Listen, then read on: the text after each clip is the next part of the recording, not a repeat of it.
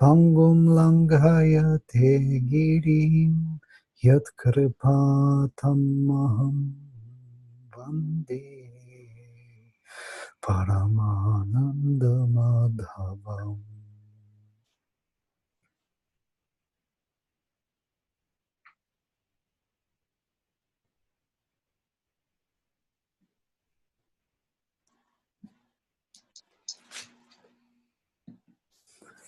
All right, we stopped somewhere in 8:10 or something, or even before.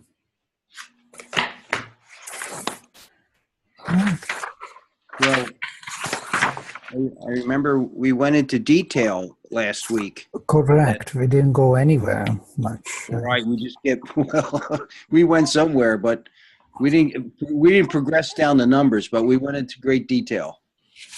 Right. We just died. I think my notes ended at 8:4.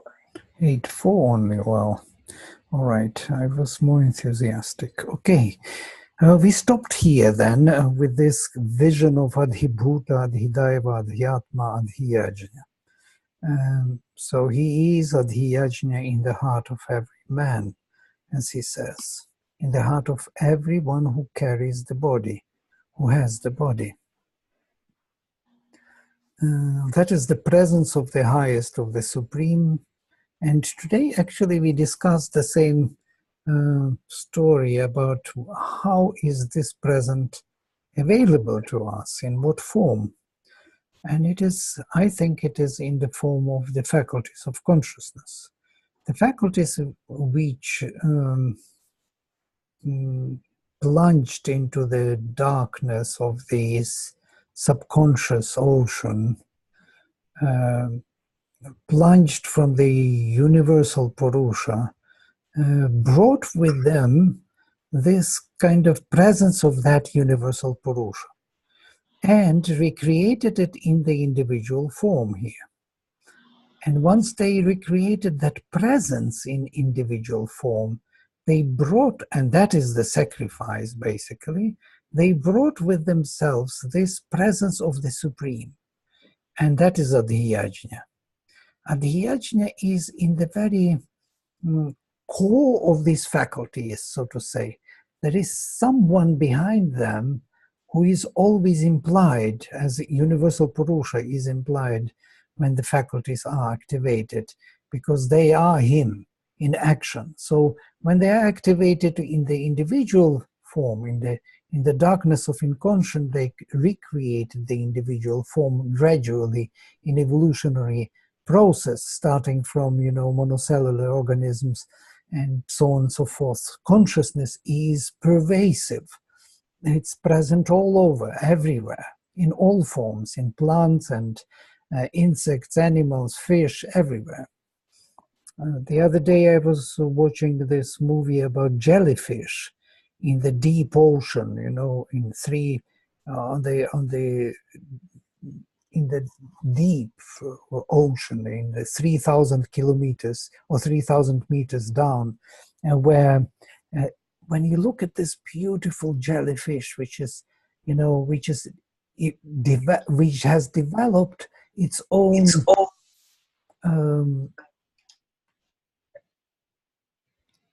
form in such a way that when it swims, it is opening up and it is swallowing and swimming at the same time. So it is eating by swimming, because there's not much to eat on that depth, but there are some kind of small things and which this jellyfish can swallow. So I thought, wow, what an intelligence present there. It developed the body in a way that it will become more suitable for that environment. So the consciousness knows how to partake of food, of that jellyfish, knows how to move. It develops specific legs which can fix it to the bottom of things. It develops specific tail to move smoothly, and by moving, opening mouth and swallowing the water and feeding. It is an amazing intelligence. Yeah? Consciousness is present. So this consciousness in whatever environment will rebuild its bodies. but it needs the form in which all the faculties of consciousness will reveal the Adhyajna, the supreme, the universal Purusha. So he is present throughout. As Sri Aurobindo says, Purusha is present in the, in the worm in the mud. It starts from there. It is Purusha, and it evolves to this human body. So this idea of Adhyajna present in everyone who has the body, notice the body, who is embodied in the material being, in material form, is the, as Mother says, the psychic presence is pervading all nature. It is present in the plants, in the animals, in the human beings, everywhere. The psychic presence, not the psychic being. So this is the universal presence of Purusha through the faculties of consciousness. And then, in the evolutionary process, this presence is being formed into the individual being. And that is the psychic being, conscious individual, which is very rare. It's not yet formed. It has to be formed in the human beings. Yeah? But the presence is everywhere. In the plants, even it is stronger, Mother says, than in human beings sometimes. In the flowers, flowers represent that presence of the psychic is stronger than in some human beings. But it is not individualized being. It is not an individual psychic being. It is rather a universal presence of love towards the divine, which nature represents, embodied nature. So that's what he says. I am the Adhyajna, presiding over the sacrifice in the heart of everyone who carries the body. In the body of everyone who has the body, I am there.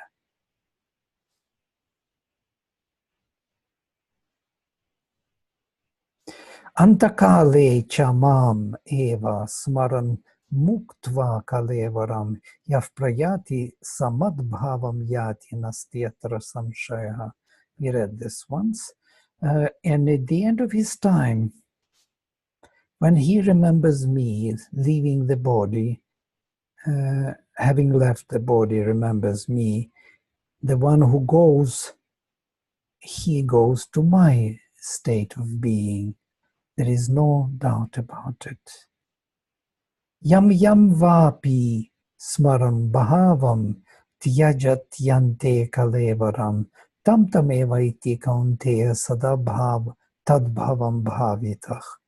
And what he remembers at the end, at the departure from the body, at the end of his life, leaving the body at the end, that very thing, to that very thing he goes, O Kaunteya,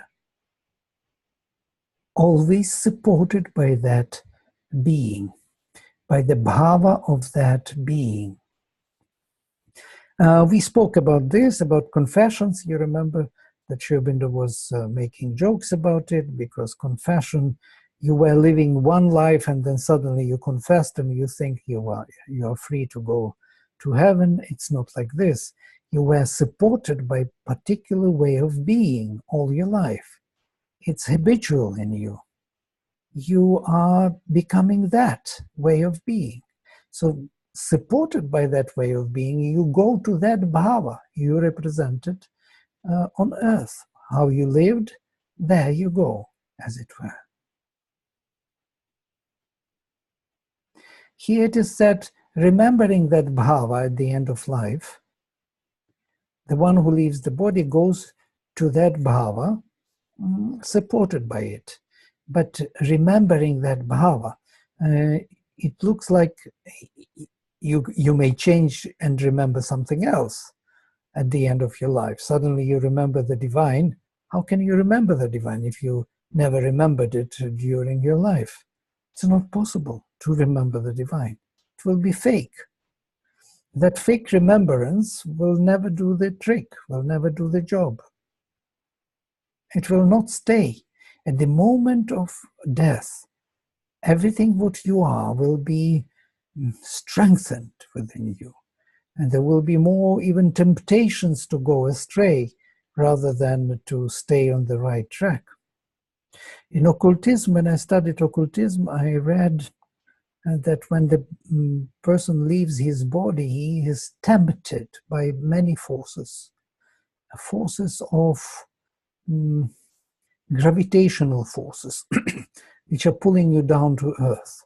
So they will offer you all kind of temptations in such combinations which appeal to you as the most desirable. Those temptations which you never realized in your life during this period on earth. You always wanted and never could achieve. They know what you want in your deep vital desire, and they will offer you that vision. So you will be tempted by it. You may be easily kind of going astray from the path of the divine to the temptation of that desire. So here, the same story. You are supported by that you wanted. By that state of being you always desired, always aspired to, always were looking for. So it will hit you strongly at the end of your life.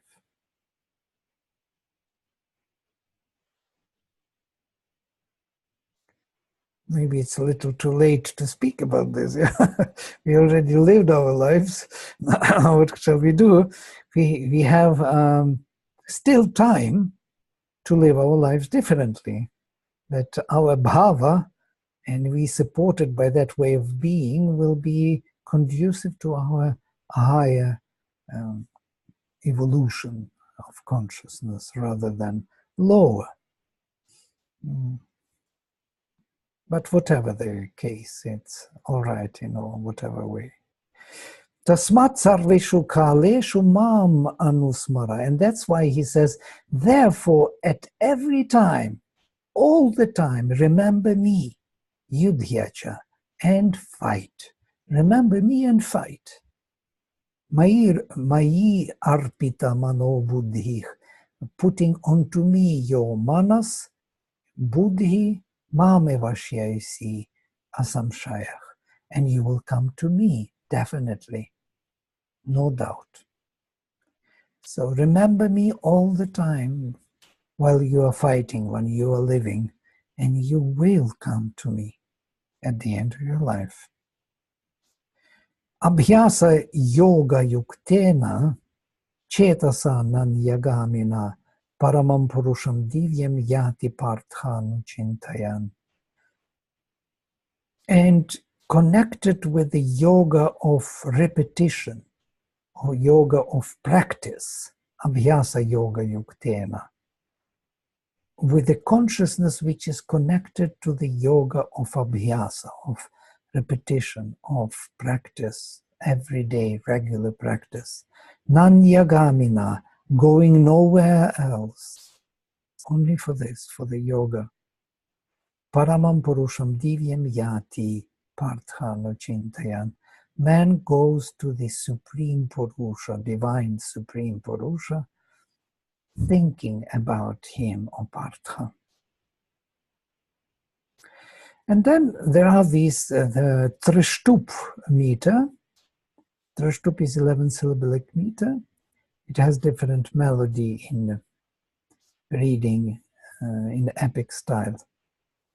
Kavim Puranam Anushasitaram Anor Aniyansam Anusmaredyach Sarvasya Dhataram Achintya Rupam Aditya Varnam Tamasah Parastat Prayana Kale Manasa Chalena Bhaktya Yukto Yoga Balena Chaiva Bhurvor Madhye Paranam Aveshya Samyak Satam Param Purusham Upaiti Divyam.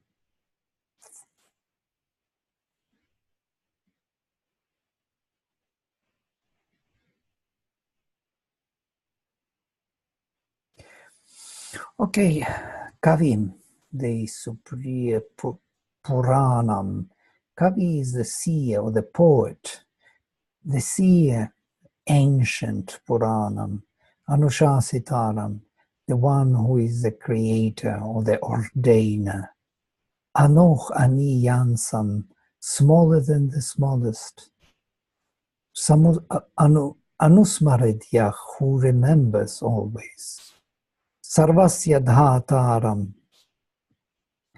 the creator of all, or the upholder of all. Achintya Rupam, whose form cannot be thought. Aditya Varnam, whose light is of the sun. Tamasaf Parastat, who is beyond darkness. Prayana Kali, at the time of going, that means departure from the body. Manasachalena, by the mind steady. Bhaktya yuktah, connected with love and devotion. Yoga balena chaiva, and by the force of yoga. Bhruvor madhye, in between the brows, the third eye. Pranam aveshya, having entered prana, having brought prana into the third eye, samyak, properly. Satam param purusham upaite divyam, he goes to that supreme divine purusha. This was the way of ancient yoga, especially at the time of departure. At the time of departure, there has to be total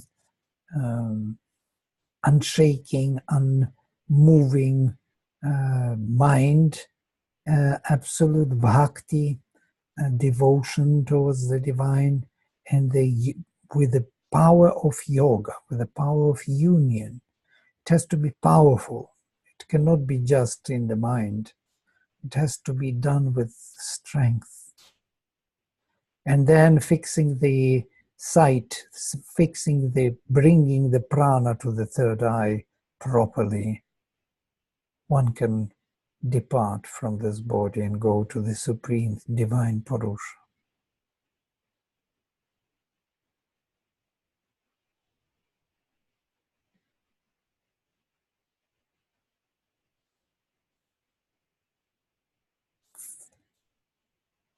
Yadaksharam Veda Vido Vadanti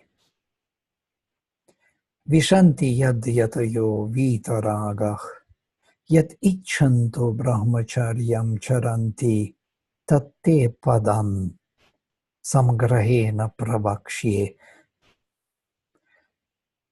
That syllable which the knowers of the Vedas speak, that into which the ascetics come or enter without desire, who renounced the desire, vitaraga. Yet ichanto, which they desire, following the brahmacharya, vrata, becoming brahmacharis, tatte padam samgrahena prabhakshye. That syllable, that word, I will tell you briefly. Sarvadvarani samyamya, having locked all the doors, manohridi nirudhyacha, and having locked the mind in the heart, murdhanya. This is a mistake here. Ru is shifted. Murdhanya, in the murdhani, in the mind, on the top of the mind, on the top of the head. Murdhani, adhaya atmana, having established on the top of the head, pranam, the prana having put in on the top of the head, asthito yoga dharanam, following the concentration of yoga, Om iti ekaksharam brahma vyaharan mamanusmaran. Om, thus one should pronounce this one imperishable word, remembering me. Yah prayati tyajandeham sayati paramam gatim. If he does this, where he goes, who goes there, leaving body, he comes to the highest goal, to the highest status, to the highest way.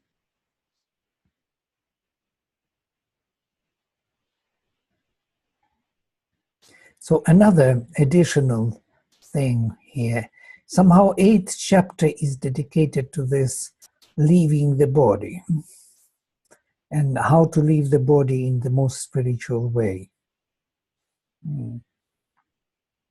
Another technique is suggested, having locked all the senses or having closed all the doors for the senses. That means senses are not going abroad, not going outside, not following the object of sense, not trying to solve some problems of life which were unsolved. Yeah? I have to do still there. I have to buy bread and pay some money for the milk I didn't pay in the morning or something. I have to do this and that. You are about to leave and you're still in life doing something in the head. So you're dispersed in life. So all this has to be locked now. The time to close the doors for the senses. Senses have to return to their center, to their origin, where they are coming from. They have to leave the outer engagement.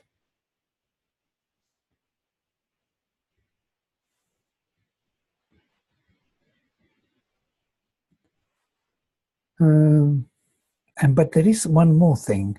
The manas, the mind, the thought, one has to hold, to lock in the heart.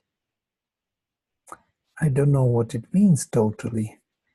Locking the thought or the mind in the heart. And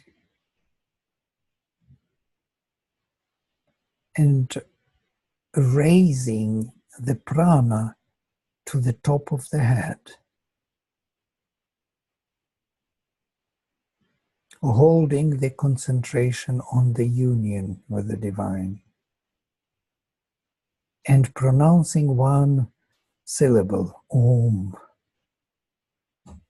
Remembering the Supreme. Then one goes to the highest. So these are the elements of this departure. What is interesting here is to bring prana to the top of the head.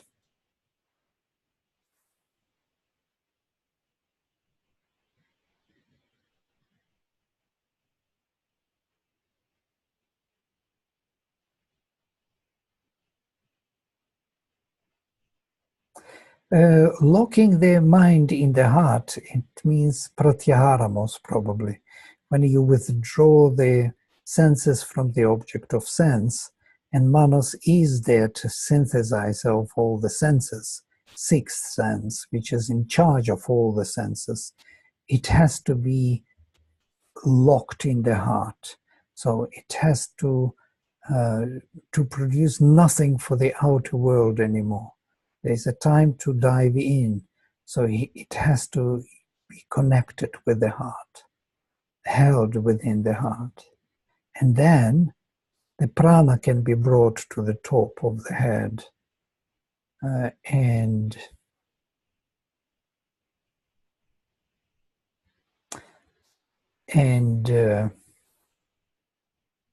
Om is to be pronounced, remembering the Supreme. Okay, let me read what Sri Aurobindo is writing here, or at least somebody in his name.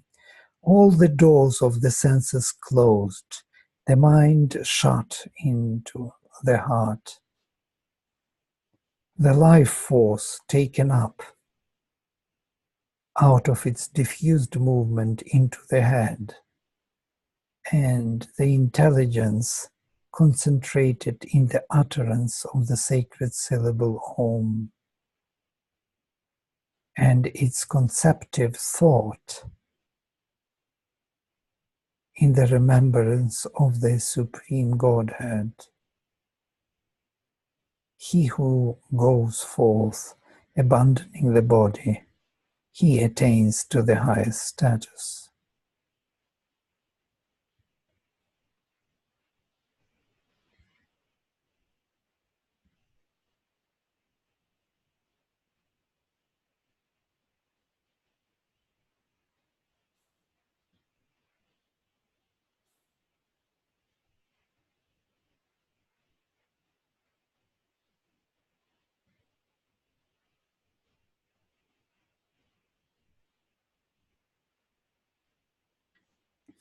This gathering of all the connections with the outside world, disconnecting and gathering all the consciousness within, that manas haridhi nirudhyacha, having established the mind within the heart, so to say, having gathered all that what was dispersed, what was diffused, what was invested into the world back to itself, is the very, very, very important movement for departing from the body. Mother describes Pavitra.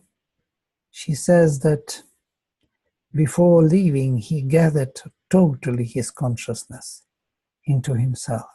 There was nothing left outside, or unattended, or unconscious. All the threads, all the bits and pieces, he gathered back into himself, and with that, he entered into her body.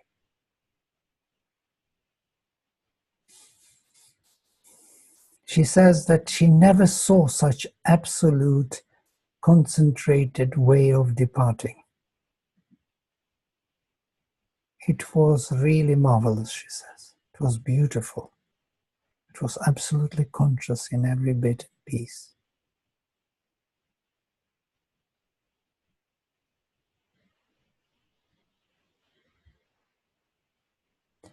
She describes how the trees in the ashram, when he was leaving, how they were all rising up with their branches and flowers. It was felt with their leaves, everything felt his departure. The whole nature was moving together with him when he was departing from the body. Everything reacted because he was so powerfully gathered within himself.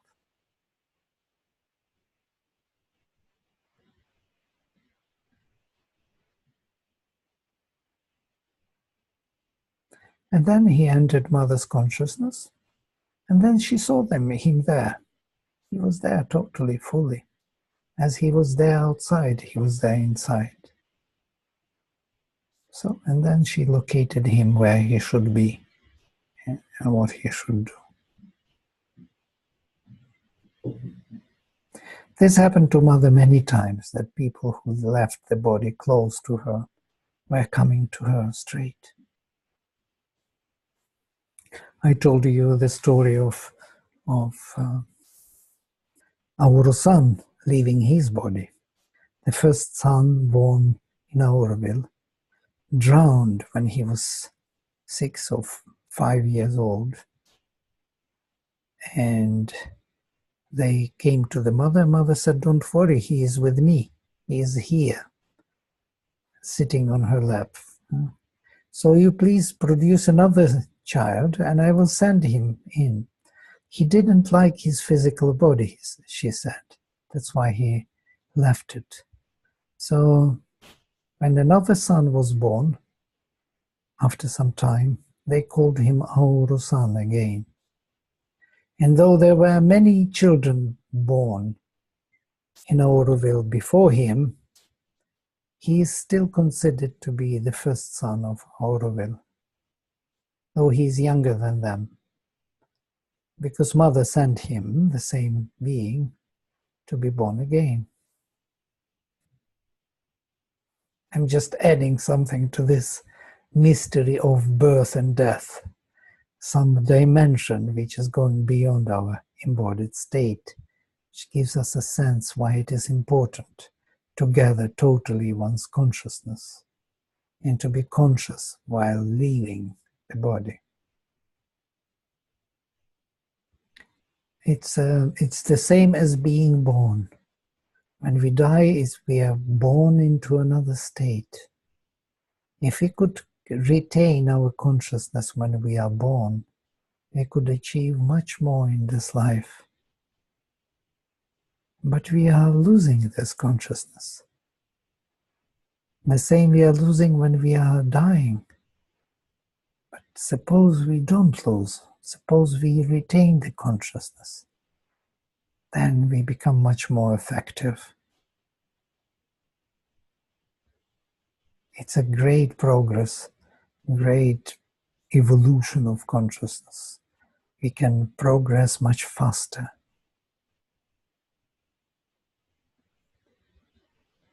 But one has to prepare oneself to this moment, work on it, to become conscious in the dreams, to become conscious in sleep, conscious in waking up, remembering the dreams, remembering consciousness in the dreams.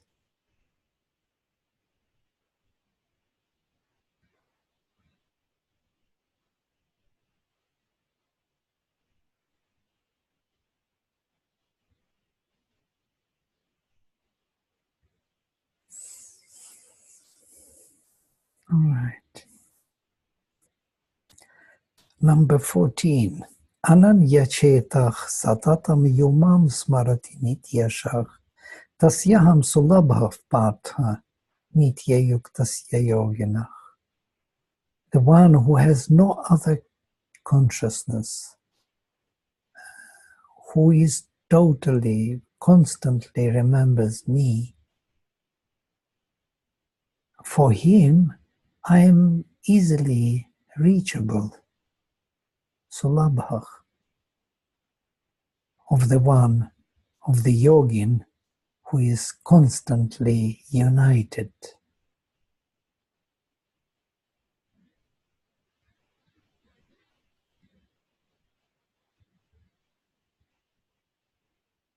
Mamupetya punarjanma dukkhalayam ashashvatam napnuvanti mahatmanah samsiddhim paramam gata. And having reached, having realized me, having come to me, they do not go to the next birth full of suffering and inconsistency. I will translate like this. It means ashashvatam, not eternal. I will translate as inconsistent. They would not come to those conditions of inconscience.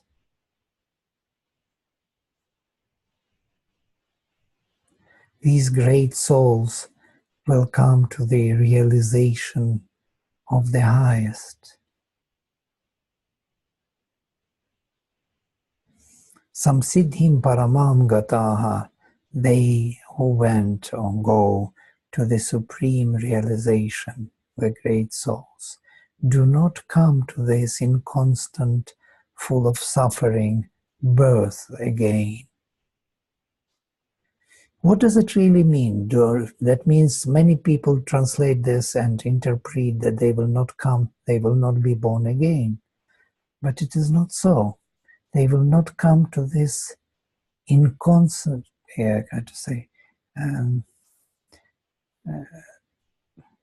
to this full of suffering and inconsistency birth. They will be born consistent and conscious and blissful. Doesn't mean that they will not be born. It means that they will be born consciously. And that means no suffering anymore. Suffering comes with absence of consciousness. Actually, I wrote the whole article on this, that Sri Krishna doesn't mean the Advaitic non-birth. He means that we will not be born in this ordinary state where we're forgetting everything, where we're suffering, and where we are not constant. This constancy of our consciousness we are losing. Every time we go to sleep and we forget ourselves. In the morning we wake up and we are remembering ourselves. This will not happen to the person who left this body, who came to Krishna, came to the Supreme. When he is born different, conscious. He remembers himself. He is not suffering anymore the way as others do.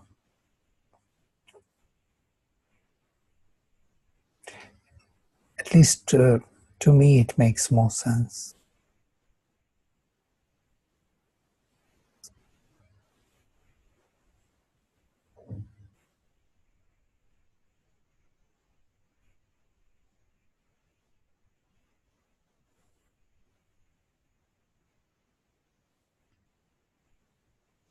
I guess when we suffer, it's all mental suffering. That's all it is. It's just mental suffering. Yes.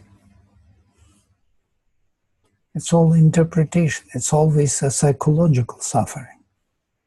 Yeah. True. And nothing else. If we could really see it, we could be free from the psychological suffering. Why Right. to suffer psychological? I can switch off. Whatever. Whatever. Can it be worse than if I say whatever? Or should I suffer it and then I think that by suffering I will change it or something. I will make it better or something. Yeah? No, I don't make it better. Right.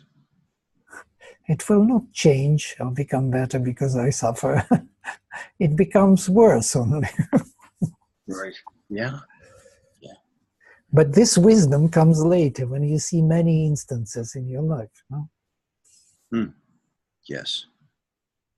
You know that there is now the time is either you suffer this, what happened to you, and the situation will only deteriorate, become worse, or you don't suffer.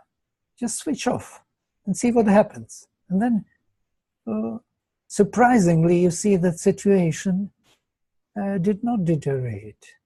It became better. Somehow it was forgotten or something. You could switch off, switch on to something else.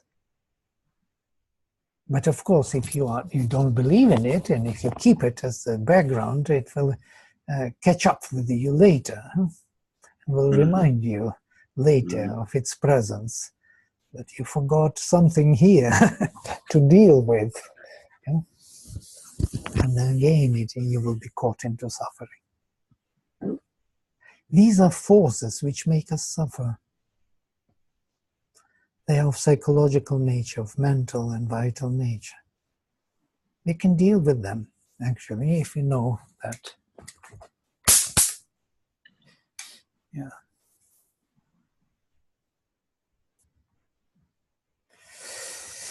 All right, we can stop here for today. On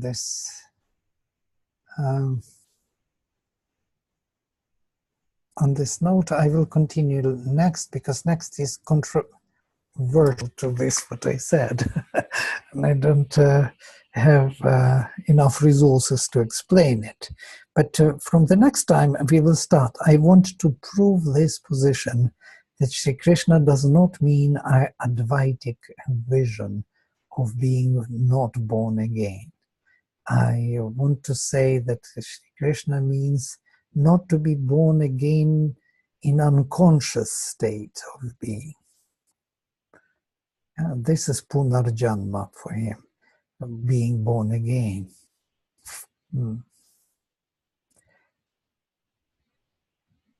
Being born again in this state of dukkha, in this inconstant state of being. That is the issue, and not just not being born.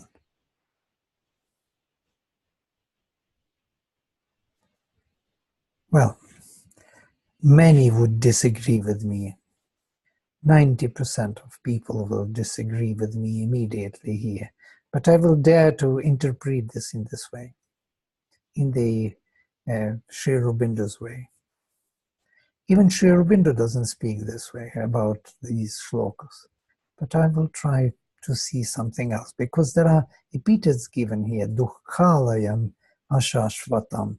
If this would not be said, it could be interpreted as Advaitic. The one who comes to me is not born again. But he says he is the one who comes to me does not realize, na apnuvanti, they do not realize, those who come to me, the birth again in the suffering and in constant state of consciousness. This is what he says here. Though it is interpreted differently, look, having come to me, these great souls come not again to birth, this transient and painful condition of our mortal being. They reach the highest perfection. So here also it can be understood that they are not born again, even in this interpretation. But I am shifting it. I'm saying they do not come to birth, which is transient and painful. And that is what I try to say. It doesn't fit totally, but I hope it will. I like it. I like it better. For me, at the moment, it makes it a little bit easier to understand and comprehend this. It makes so much more sense for me to move forward with that thought and said, yeah. And then with that in mind, it's almost something that can happen on a daily basis. You know, as I grow in today's opportunity of change, you know, then that part of me dies, and I awaken anew. And tomorrow is another day, because I chose not to suffer that thought anymore. So, beautiful.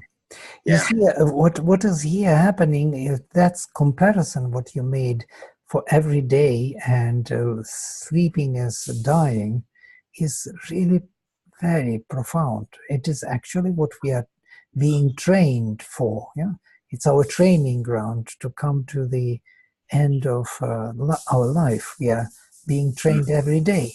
Yeah? Right. But what is happening that we do not have constant consciousness. When we go to sleep and wake up, we wake up different beings, as it were. But in this case, you will not sleep and wake up as different being. You will wake up exactly with uninterrupted consciousness, because you achieved something which is shashvatam, which is constant, not ashashvatam, not inconstant, transient. So, and not suffering, because this constancy of the divine presence removes the very suffering element from it. Yeah? Even if you are born in very bad conditions, in very heavy conditions of life, you will not suffer because of that presence of consciousness, which sees everything very differently. So it relates to us on our journey, on our evolution of consciousness and progress, that constancy of realization changes our views on what is good or bad, what is suffering and pleasure. There is neither suffering nor pleasure anymore. Right. there is bliss, sheer bliss and truth and happiness of the kind which is not belonging to the body. We are not locked in the body and senses. We are not suffering from senses anymore. Senses turned away. They turned to the source, to the universal Purusha. They received his presence already. So they do not have that suffering, even in the world, even here in time and space. They maintain that constancy of the Purusha. And that is Shashvatam and not Ashashvatam. That's why they do not come to the next verse, in the next verse, or in the again to birth. They do not come in the conditions of being not constant with consciousness of Purusha and suffering from the senses. This will not happen if we realize the Supreme in the previous birth. This will not happen. If they come to birth, they will come differently. They will be conscious. And there are such instances. We have them in Vedic literature. Vamadeva, for example, was born totally conscious. When he was born, he already knew all the Vedas. He learned the Vedas being in the belly of the mother. In the womb of the mother, he learned all the Vedas. So when he was born, he was already realized. This is what they say about Vamadeva. So there are such instances where the children are already totally conscious when they come to this life. And many of them are conscious, but they forget in time. That connection is fading away with time. All right. If you have a second, as I said to you, I was, very ill for Tuesday and Wednesday, and I just slept. And if I was just lying down, and if I wasn't sleeping, I was lying there and totally at peace with stillness and no thought. And then I went from that state to sleeping again, and then I went back to it again. And I did that for 2 days, and I said, wow, this is wonderful in a way, other than being weak and I can't get up and do anything. I was okay with that. And then as the next days came, I could see the thoughts that entered into the mind that I said, does that thought, upset me or make me concerned? Do I have to pay attention to it? And it was interesting to see how these other thoughts slowly started to come back, which, of course, as you just elated to about not being able to keep this consciousness going. So I can see where it broke. It broke with just a thought that came in, and I don't know how that thought occurred, but nonetheless, it did. So it's an interesting process. But thank you these classes help me on a daily basis with my life. No, they should help us, yes. I have more of a technical question. You mentioned one spot where you thought there was an error. I think it was verse 12. Do you mind going back to that and saying specifically what was the error? I think it was the second line. Yeah, Murdhanya. And R is on Ardhaya. It should be on the first R, not on the second. Oh, okay. Well, it's a misprint, I think. Just leave it there. I want to just copy it the correct way. Yeah, well, it is just somebody was printing and put it, just didn't see where to put this through and put it on the next long R, not on the previous long R. Yeah, okay. Good. Right. Okay. So we can stop here for today and continue with number 15 then again. And we will repeat 15 and start with 16 because this will sound different later. Okay, I will close with mantra. You have something to say. But this is our regular time now, right? Because I got on an hour earlier again, so Oh, yeah. So we're all good, right? Right? I mean, it will be changed again because Norway will take again catch up with the summertime, Europe, yeah, next week or something, and we will be shifting again. Boom, 1 hour. So it is in 2 weeks later than the US. So it's already second week. I think next week we will be back to normal as we were before. Oh, next week it'll be back to normal. So for me on the West Coast, it's 6 o'clock, whereas the East Coast is 9 o'clock. Okay. Is that huge country is?